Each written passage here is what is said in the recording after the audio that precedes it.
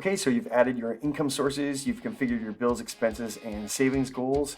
Next step is to create a monthly spending plan. So as you can see here, this is now the main screen of Money Compass.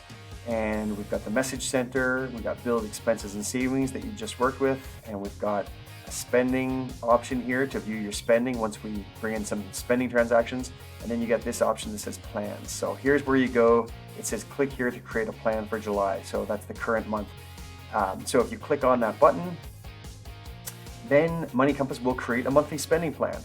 What you've got across the top is your pay dates. In this case, based on the income sources I added, I've got a pay date on those dates of each month.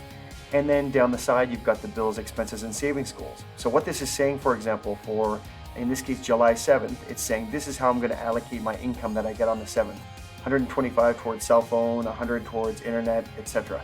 So that's showing exactly how I need to set aside or allocate my income towards my bills, expenses, and savings goals.